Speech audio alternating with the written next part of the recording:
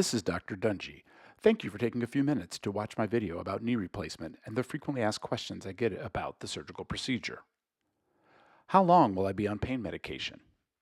Each person is different. According to a study conducted in my practice, 1 in 7 patients do not take any pain medication following surgery. Still, most patients stop using prescription pain medication 2 to 3 weeks following surgery. What position can I sleep in after surgery? You can sleep in any position that makes you feel comfortable, whether that be your back, either side, or stomach. When will I be able to return to work? Most people with a desk job require 2 to 3 weeks off work. Patients with more physically demanding jobs may need as long as 3 months away from work. How long until I can drive? Independence is important, and so is safety. You will determine when you can safely return to driving. Studies have shown that most patients can drive approximately 2 to 3 weeks following knee replacement surgery. I also require that you be off prescription pain medication prior to driving. When will I be able to travel? I recommend suspending travel until 3 months after surgery. The risk of getting a blood clot or other medical complications is higher immediately following surgery. How long will I have to go to physical therapy? Each person will differ in their recovery. For most people, formal physical therapy will last 4 to 8 weeks. Can I use crutches or a cane instead of a walker? I prefer my patients use a walker because the body mechanics are more normal with a walker than with cane or crutches. How long will I be on a walker as an assisted device? Approximately half of my patients come to their 2-week postoperative visit without a walker. Those still using a walker tend to wean off within 3 to 6 weeks after surgery. Will I get a continuous passive motion machine and an ice machine? I do not use CPM machines because they keep you in bed, which increases your risk of blood clots and contribute to your deconditioning. I need you to be up and moving around to quicken your recovery. Ice machines reduce swelling, which aids in early joint mobility and pain reduction. If you can afford it, feel free to purchase one. These tend to range from $150 to $200 with online vendors such as Amazon. What about range of motion of my knee? Will I be able to bend my knee and bring my heel back to my butt like I did when I was a teenager? No. The motion you have today, straightening and bending, is called your preoperative range of motion. This is what you should expect it to be after surgery. Remember, your knee is not just the bones inside, but it is also the ligaments, muscles, and tendons around it that have become stiff and tight over the years. So again, the best predictor of how well you will bend your knee after surgery is how well you bend it before surgery. Does a warm knee after surgery mean I have an infection? Studies have shown that your knee will remain warm to touch for up to 6 months after surgery. This is part of the normal healing process. However, contact me immediately if you develop redness, draining, or increased pain after surgery. How long until I can swim? Your wound should not be submerged underwater for at least 3 weeks following surgery. However, you can get your wound wet in the shower with soap and water the day after surgery. What are the expectations regarding healing? Within the first month or two after surgery, most people feel relatively pain-free. However, it takes approximately 10 to 12 months to fully heal from the injury caused by surgery. Your soft tissues heal at a rate of approximately 10% per month. Will the hospital or the ambulatory surgery center provide me with a front wheel walker? Yes. When will I be discharged from the surgical facility? If hospitalization is required for your surgery, you will most likely go home the next morning. If your surgery is at the ambulatory surgery center, you will most likely go home 1 to 2 hours after surgery. Will Dr. Dungy see me after surgery while I'm in the hospital? Typically, no. I have arranged for several medical professionals to care for you while in the hospital. These include a medical doctor called a hospitalist, an orthopedic nursing team, skilled physical and occupational therapist, and a case management specialist. If an orthopedic issue arises, I will be notified by the hospital team. Which medications do I need to stop prior to surgery? If you decide to proceed with surgery, then during your preoperative appointment, which is typically 2 weeks prior to your surgery date, we will review your current list of medications and provide advice regarding which medications to stop prior to surgery. How do you prevent blood clots after surgery? Medication to prevent blood clots after surgery is required for all patients. I typically recommend aspirin 81 milligrams twice daily for 35 days after surgery. This is only if you do not have an allergy to aspirin and do not have a history of blood clots. If you have a history of blood clots or are already on blood thinner medication, specific dosing recommendations will be tailored to you during a future preoperative appointment. I also require the use of sequential compression devices, abbreviated SCDs, to keep the blood flowing in your legs for 35 days after surgery. What about anti-inflammatory medications?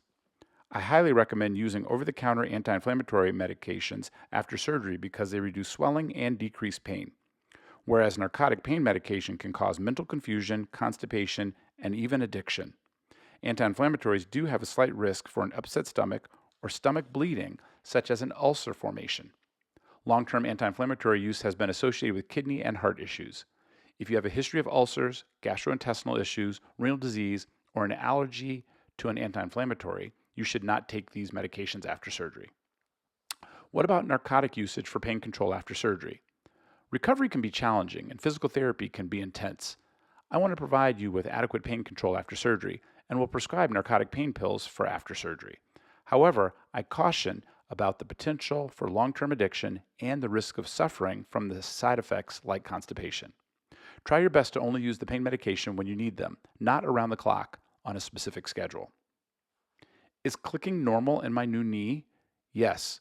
Your new knee replacement is made of metal and a medical-grade plastic. These pieces will sometimes make noise when moving your new knee, which is different than a healthy, non-arthritic knee, which is made of soft, cushioning, quiet cartilage.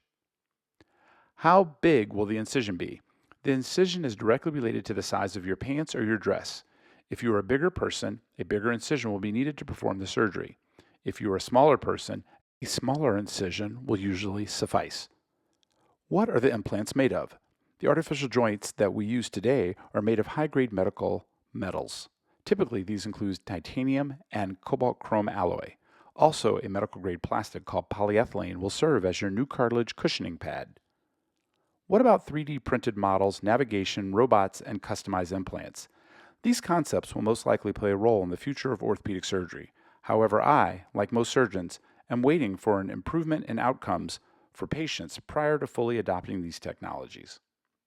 How is a Dr. Dungy knee different than the Jiffy knee? Both attempt to perform a less traumatic knee surgery.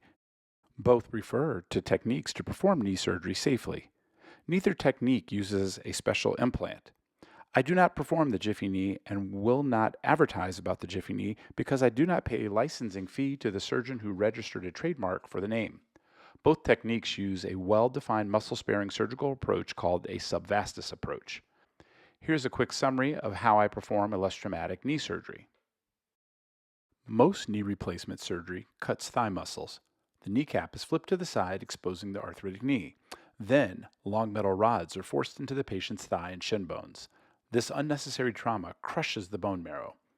Robotic surgery requiring a preoperative MRI or CT scan, which can be an out-of-pocket expense to the patient, eliminated the use of metal rods, but unfortunately introduced new trauma by requiring either longer or extra incisions and drill holes into the normal, healthy bone.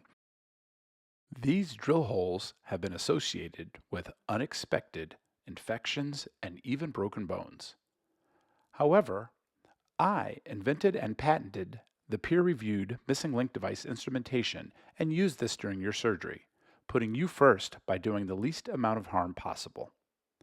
By combining a muscle-sparing approach and a bone marrow preserving missing link device technology, a less traumatic knee replacement procedure is achieved. Less traumatic surgery means less blood loss, less pain, and possibly a quicker recovery.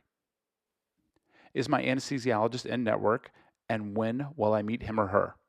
Currently, everyone we use throughout the surgical process is in network. You will meet the anesthesiologist the day of surgery.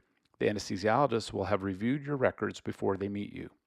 Clarifying questions regarding your health may be asked of you by the preoperative nurse and the anesthesiologist. Will the bow in my leg be corrected? I realign your leg back to its pre-arthritic position. For most patients, this means the return of a straight leg. However, some of us are slightly knock-kneed, while others are slightly bow-legged. If your goal is a straight leg, please discuss this with me prior to surgery.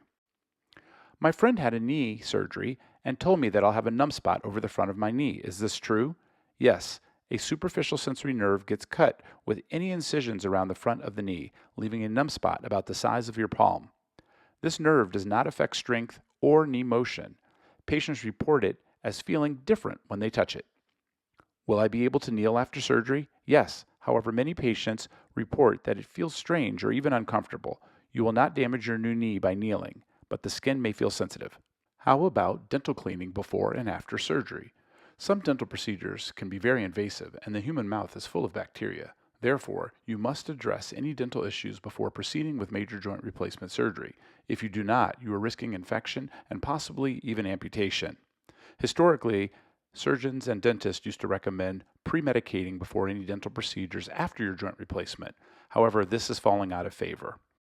Now it's time for a knowledge review. Here are a few quick true or false questions for you to ponder. First, my knee replacement may make clicking and clacking noises. This is true. Recall that your new knee is made of metal and plastic. Next, Dr. Dungy will visit me in the hospital the day after surgery. This is false. Remember, I have a team of healthcare providers to help you. I'm not allowed to kneel on my new knee. This is also false. Remember, you can kneel on it, it just may feel different. Is it normal to have a permanent numb spot around the front of my knee after surgery? This is true. To help prevent blood clots, I will have to wear sequential compression devices for 35 days. This also is true. And finally, the last one. Is it normal for my knee to feel warm for 6 months after surgery? True. Remember, this is a normal part of the healing process. Thanks for watching my video. Please crack the door open to indicate that you are done.